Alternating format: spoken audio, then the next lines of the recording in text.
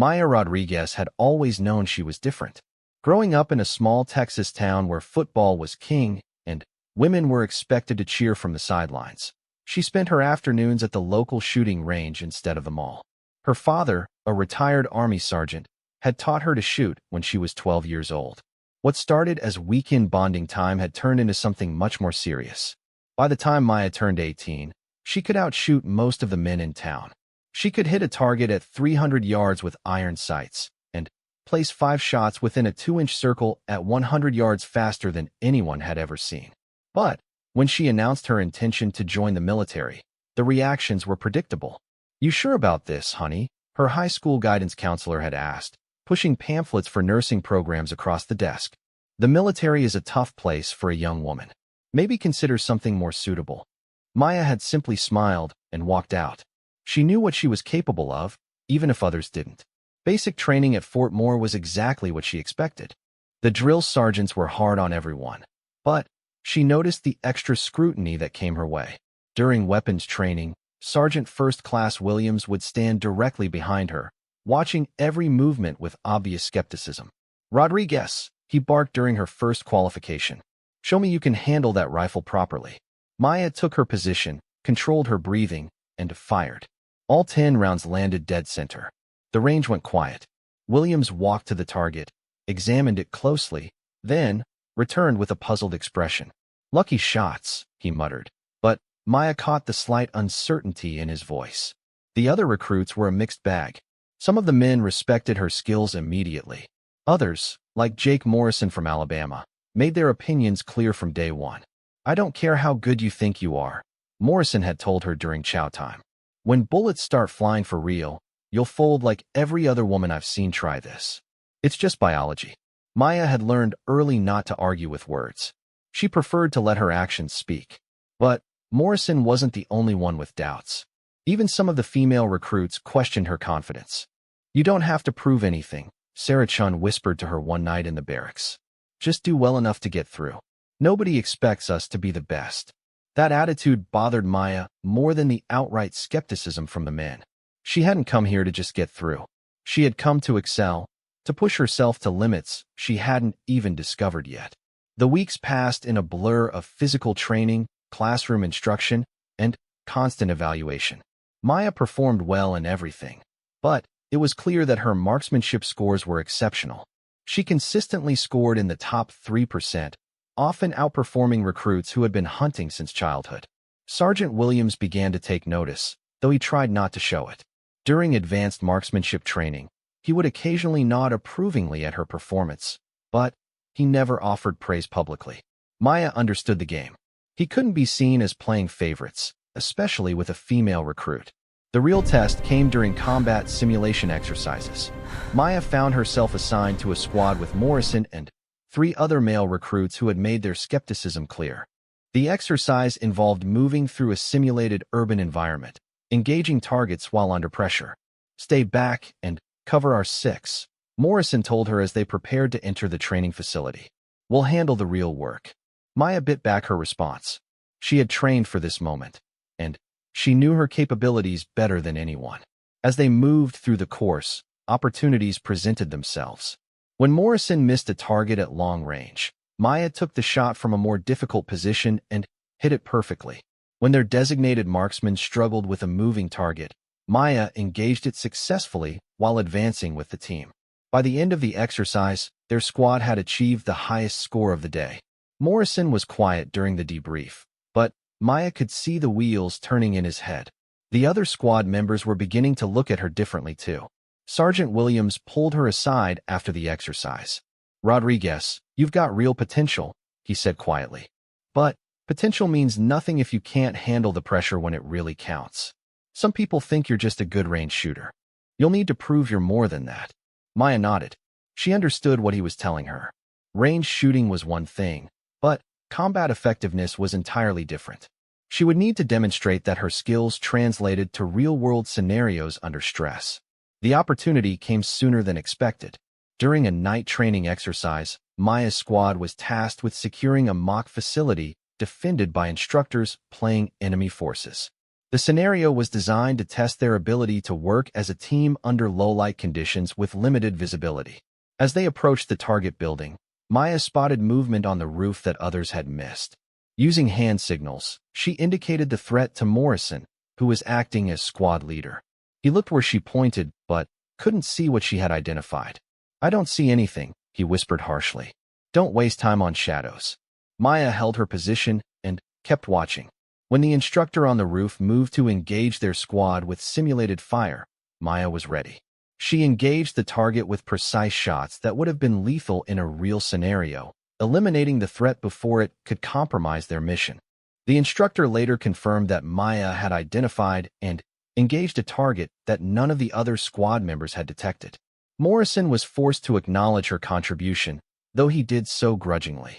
Word of Maya's performance began to spread among the training cadre.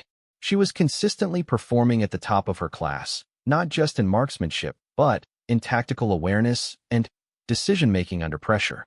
However, with recognition came increased scrutiny. Captain Reynolds, the company commander, began attending Maya's training sessions personally. He would stand at the back of the range or observe field exercises with a critical eye. Maya could feel the weight of his evaluation, knowing that her future assignments would depend largely on his assessment. "She's good," Maya overheard him telling Sergeant Williams one afternoon. "But good isn't enough where she wants to go. She needs to be exceptional, and she needs to prove she can handle herself when things go wrong." Maya knew exactly what he meant. She had already expressed interest in specialized training after basic. She wanted to be considered for advanced infantry schools, possibly even special operations support roles. For a woman, the bar was set much higher than it was for men, regardless of what official policies might say. The final weeks of basic training brought increased intensity. The physical demands grew heavier, the scenarios more complex, and the pressure more intense. Maya thrived in this environment, but she could see some of her fellow recruits beginning to struggle.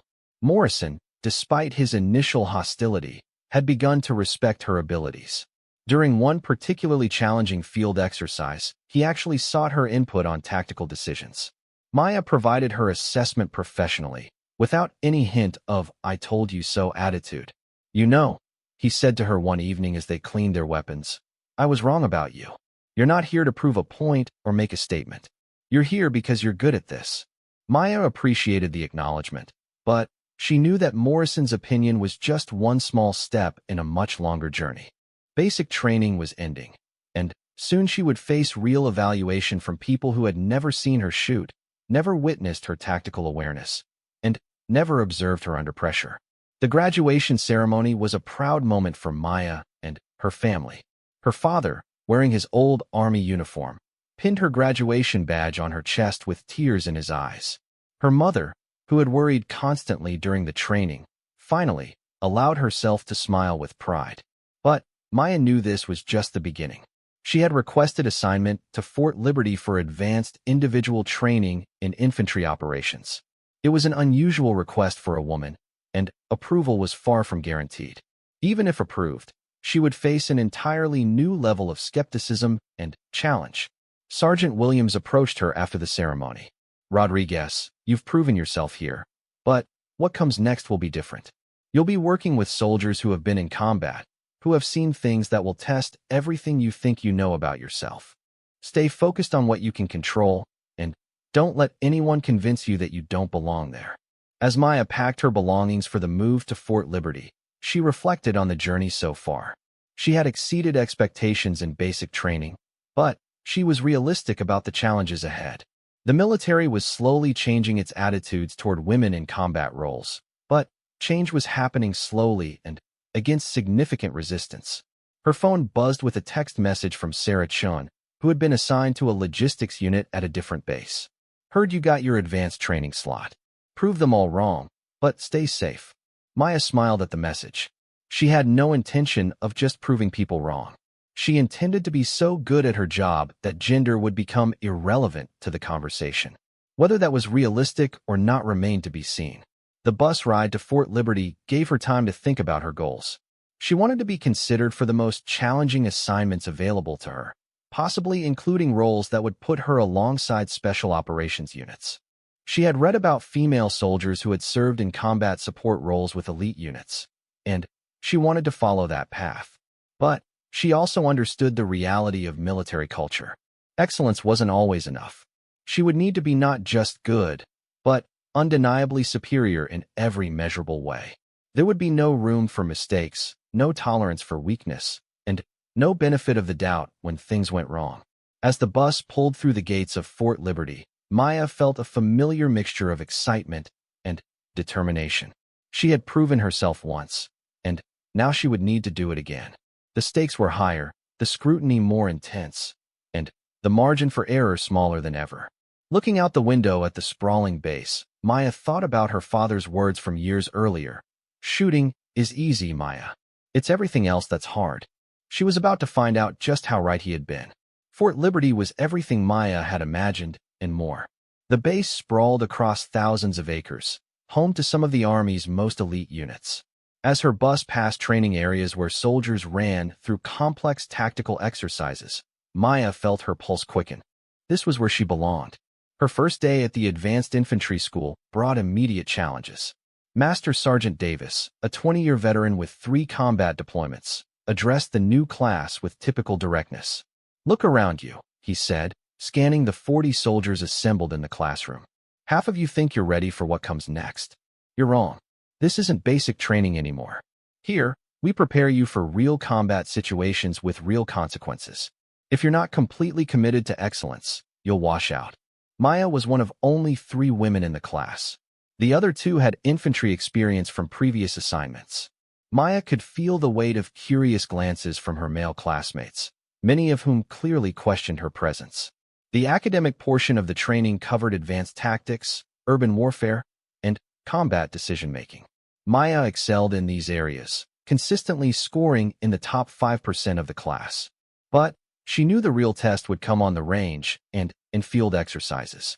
The first marksmanship evaluation used scenarios far more complex than anything she had experienced in basic training. Soldiers had to engage targets at varying distances while moving, under time pressure, and with limited ammunition. Maya approached each scenario methodically, controlling her breathing and following the fundamentals her father had taught her years earlier.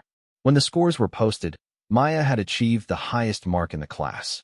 Several of her classmates congratulated her genuinely, but others seemed skeptical of the results.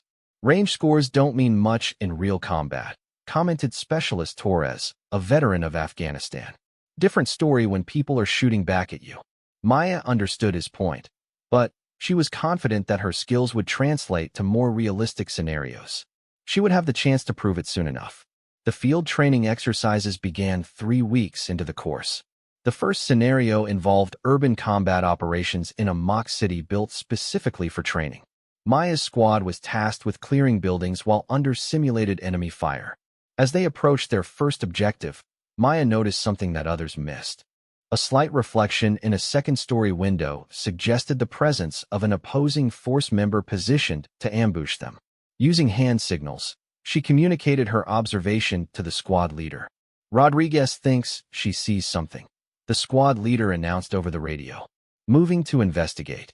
As the squad repositioned based on Maya's information, the hidden opposing force member was forced to reveal himself, allowing the squad to engage successfully. Maya's tactical awareness had prevented what would have been a significant setback. Master Sergeant Davis was observing the exercise from a nearby position. Maya noticed him making notes on his clipboard, but his expression gave nothing away. The exercises continued for 2 weeks, each more complex than the last. Maya consistently performed well, but she could sense that some instructors remained unconvinced. They seemed to be waiting for her to fail, to prove that her performance was somehow artificial or unsustainable. The opportunity for such a failure came during a night exercise designed to test soldiers under extreme stress. Maya's squad was given a mission to rescue hostages from a building while under simulated fire from multiple directions. The scenario included loud explosions, smoke effects, and instructors shouting conflicting orders to create confusion. As the squad moved toward their objective, Maya spotted a sniper position that threatened their approach route. The target was partially concealed behind cover at a distance of nearly 400 meters. In daylight with perfect conditions, it would have been a challenging shot. At night, with smoke and chaos around her, it seemed nearly impossible. Maya took a prone position, adjusted for distance and wind, and controlled her breathing despite the chaos around her. The shot had to be perfect on the first try, as a miss would reveal her position to other opposing forces in the area. She fired once. The target disappeared from view, hit squarely in the center mass. The squad was able to advance and complete their mission without casualties. Master Sergeant Davis approached Maya after the exercise. "That was a hell of a shot, Rodriguez. 400 meters at night, through smoke. How did you make that calculation so quickly?" Maya explained her thought process, the factors she had considered, and the techniques she had used to ensure accuracy. Davis listened intently, occasionally nodding as she described her methods. "You've got real talent," he said finally. "But talent alone isn't enough for what comes next. You interested in specialized training?" Maya's heart raced. Specialized training could mean many things, but in this context, it usually meant opportunities to work with special operations units. "Yes, Master Sergeant. Very interested. There's a selection process coming up," Davis explained. "Combat support roles with special operations teams. They're looking for soldiers who can handle themselves in any situation. The training is intense, and the washout rate is high. You think you're ready for that?" Maya didn't hesitate. "I'm ready." Davis studied her for a moment. "I'll put your name forward. But, Rodriguez, understand what you're signing up for. These units have standards that make everything you've done so far look easy. They'll test you in ways you can't imagine." Over the next few weeks, Maya continued to excel in her current training while preparing mentally for what might come next. She researched everything she could about special operations support roles, talking to veterans who had served in similar positions. One conversation particularly stuck with her. Sergeant First Class Martinez, who had served as a communications specialist with a special operations unit, explained the reality of working with elite soldiers. "They don't care about your gender, your background, or anything else," he told her. "They only care about whether you can do your job when lives are on the line. If you can, you'll earn their respect. If you can't, you'll be gone fast." The selection notification came 3 weeks before Maya was scheduled to complete her current course. She would report to a classified location for a 2-week evaluation period. No details were provided about what the evaluation would involve, only that she should prepare for anything. Maya's final weeks at Fort Liberty passed quickly. She graduated from the Advanced Infantry School ranked second in her class overall and first in marksmanship. Her instructors' evaluations were uniformly positive, with Master Sergeant Davis writing that she showed exceptional potential for advanced assignments. The night before reporting for selection, Maya called her father. She couldn't tell him where she was going or what she would be doing, only that she had been chosen for specialized training. "I'm proud of you, Maya," her father said. "You've already accomplished more than I ever imagined when we started shooting together. Whatever comes next, remember that you belong there because you've earned it." Maya appreciated his support, but she knew that earning her place was an ongoing process. Every new assignment brought fresh skeptics and higher standards. She would need to prove herself repeatedly, possibly for her entire career. The selection location was a remote facility that appeared on no public maps. Maya arrived with 11 other soldiers, including one other woman. The group included infantry specialists, communications experts, and medical personnel. All had been chosen for their exceptional performance in their respective fields. Colonel Thompson, the selection commander, addressed them on their first morning. "You're here because someone thinks you might have what it takes to work with our nation's most elite warriors. Over the next 2 weeks, we'll find out if that assessment is correct. Some of you will succeed. Most will not. The choice is yours." The first few days involved physical fitness tests that pushed Maya to her limits. The standards were higher than anything she had previously encountered, but she managed to meet them. More challenging were the psychological evaluations designed to identify soldiers who could handle extreme stress without breaking. Maya found herself in scenarios where she had to make split-second decisions with incomplete information, often while under simulated fire or other distractions. The evaluators were looking for soldiers who could think clearly under pressure and maintain their performance standards regardless of external conditions. The marksmanship evaluations were unlike anything Maya had ever experienced. She was required to engage targets while rappelling down buildings, firing from unstable platforms, and shooting accurately while wearing different types of protective gear. Each test was designed to simulate the challenging conditions that special operations units regularly faced. Maya performed well in these evaluations, but she could tell that the standards were extremely high. Several candidates were dismissed during the first week for failing to meet minimum requirements. The pressure was intense, and Maya found herself constantly pushing to maintain her performance level.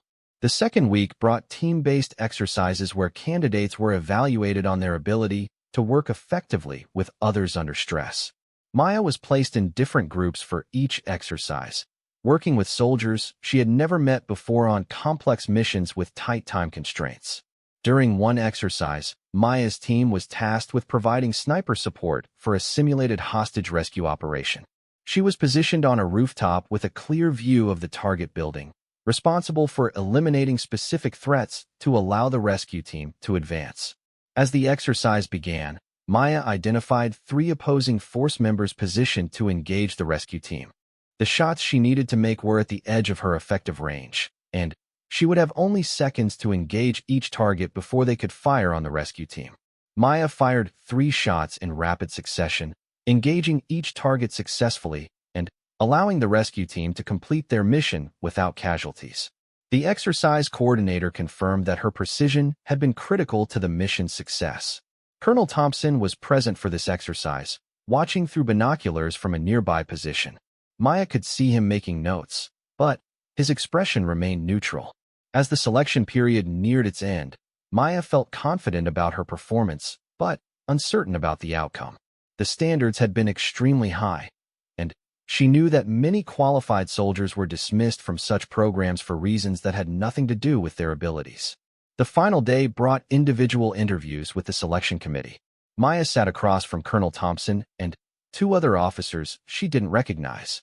The questions were direct and challenging, designed to assess her motivation and mental resilience. "Why do you want this assignment, Rodriguez?" Colonel Thompson asked. Maya had thought carefully about this question. "Sir, I want to serve at the highest level possible and contribute to missions that matter. I believe my skills can be valuable to special operations teams, and I want the opportunity to prove that." "What makes you think you can handle the stress and demands of working with elite units?" another officer asked. "Sir, I've consistently performed well under pressure throughout my training. I understand that working with special operations teams would involve greater challenges, but I'm confident in my ability to adapt and maintain my standards regardless of the situation." The interview continued for 30 minutes, covering everything from her background to her future goals. Maya answered each question honestly and directly, trying to project confidence without appearing overconfident. That evening, all remaining candidates were informed that results would be announced the following morning. Maya spent a restless night thinking about the possibilities. She had given her best effort, but she understood that success would depend on factors beyond her control. The next morning, Colonel Thompson addressed the remaining candidates. 8 of the original 12 had made it to the final day.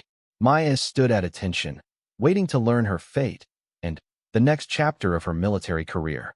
Colonel Thompson held a folder in his hands as he faced the 8 remaining candidates. Maya could feel her heart pounding, but she kept her expression neutral and her posture perfect. "Congratulations," Colonel Thompson began. "You've all completed one of the most demanding selection processes in the military. However, only 6 of you will receive assignments with special operations teams." Maya held her breath as he began reading names. The first 5 were all male soldiers, each receiving assignments to different special operations units. Maya felt her hopes beginning to fade when Colonel Thompson paused and looked directly at her. "Rodriguez," he said, and Maya felt time stop. "You'll be assigned to Team Bravo of the 1st Special Forces Operational Detachment. Report to Colonel Martinez at Building 47 tomorrow at 0600. Maya struggled to keep her composure as relief and excitement flooded through her. She had done it. She was going to work with one of the Army's most elite units.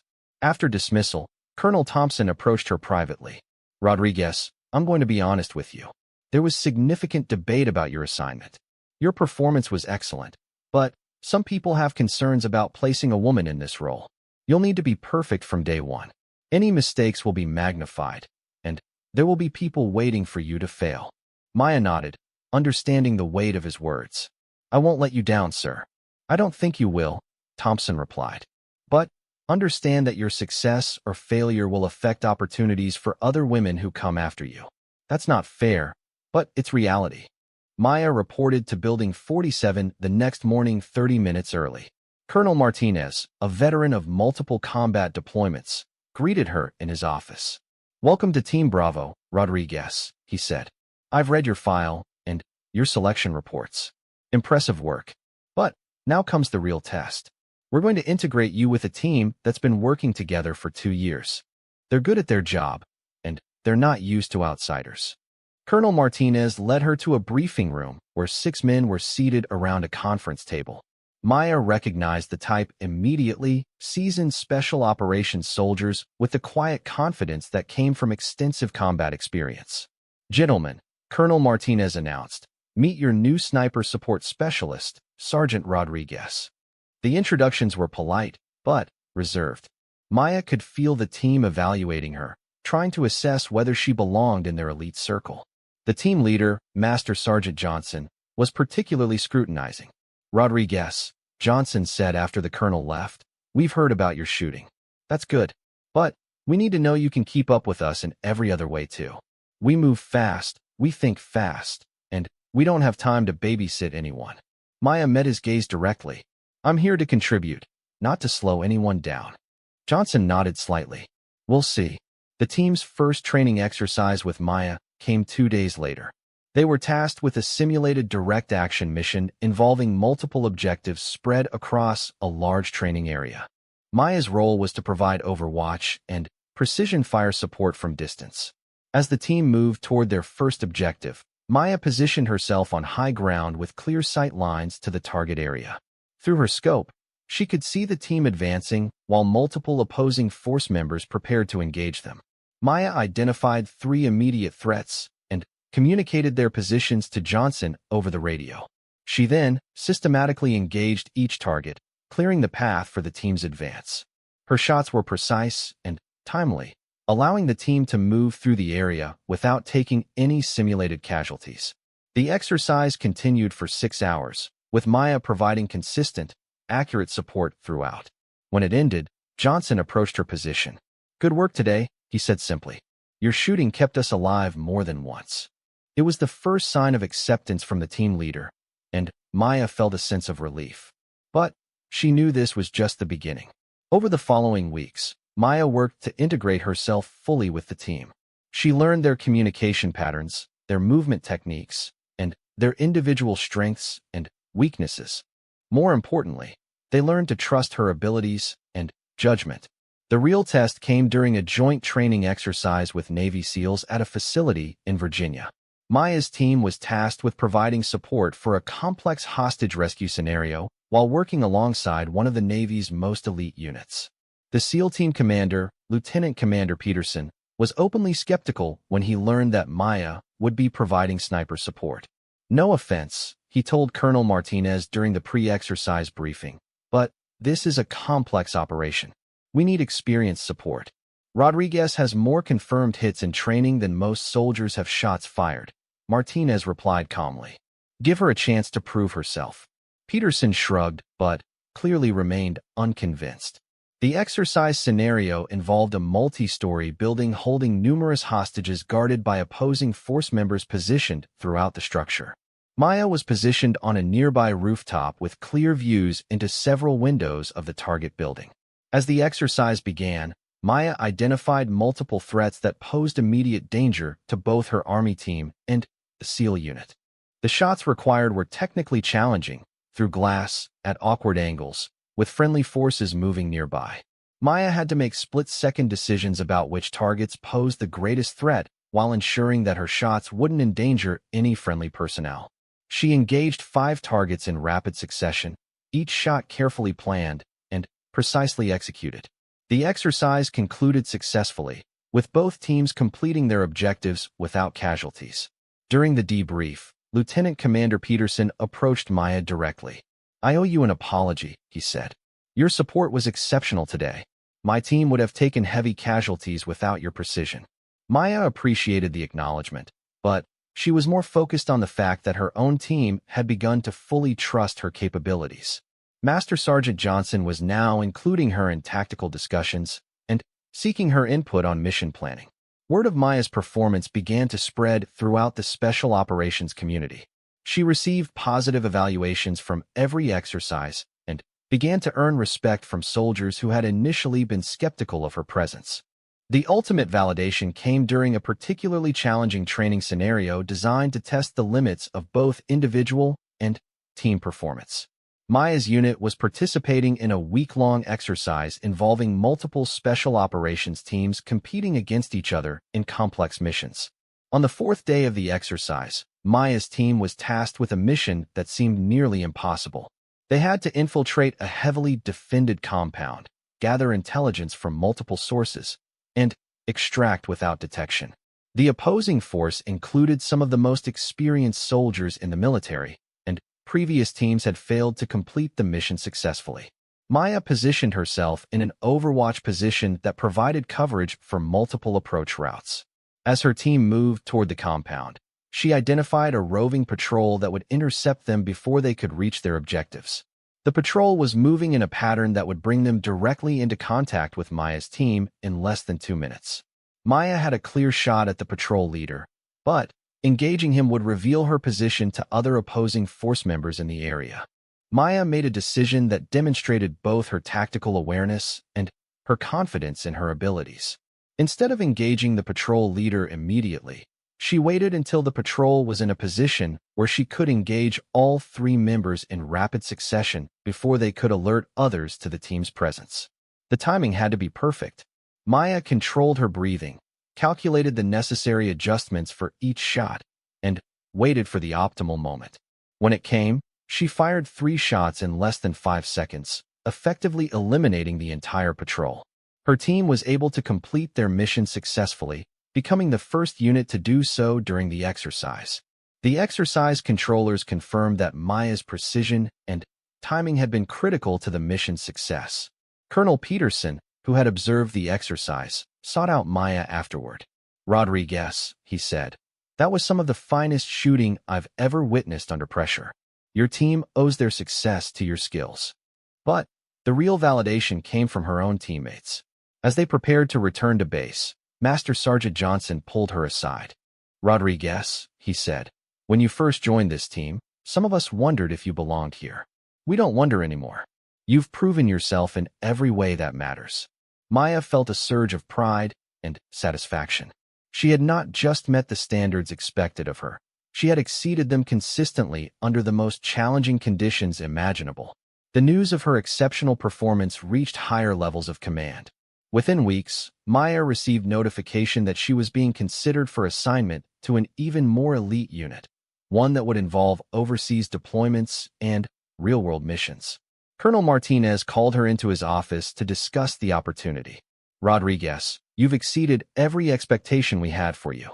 Your performance has been outstanding, and you've earned the respect of every soldier you've worked with. This new assignment would be the next step in your career, but it would also mean greater challenges and increased danger." Maya didn't hesitate.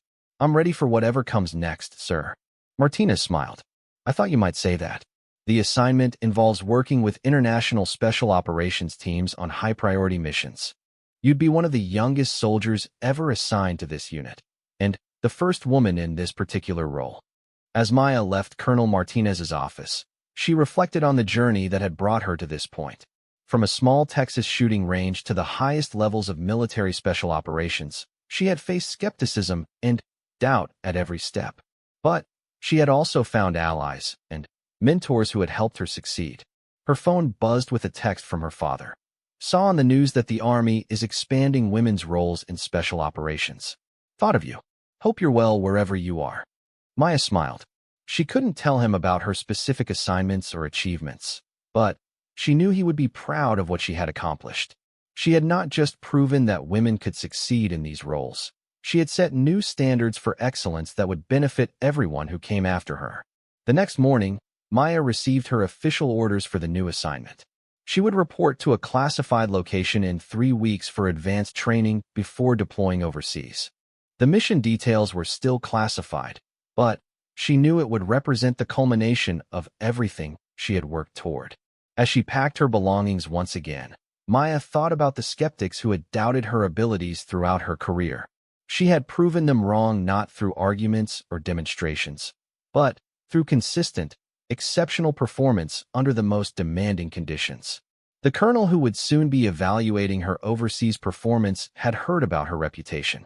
When her name came up in planning meetings, other officers spoke of her skills with respect and confidence. She was no longer the unknown quantity who had to prove herself at every step. She was simply one of the best soldiers available for the mission. Maya Rodriguez had questioned the doubters not with words, but with precision, dedication, and unwavering excellence. She had earned her place among the military's elite through performance that spoke louder than any skepticism. Her journey from small-town shooting range to international special operations had proven that excellence recognizes no boundaries except those imposed by individual determination and skill. As her plane lifted off toward her next assignment, Maya looked out the window at the landscape below. Somewhere down there, other young women were facing their own doubters and skeptics. Maya hoped that her example might make their paths a little easier, their burdens a little lighter. She had proven what was possible when talent met opportunity and determination. Now it was time to see what challenges awaited in the next chapter of her remarkable career.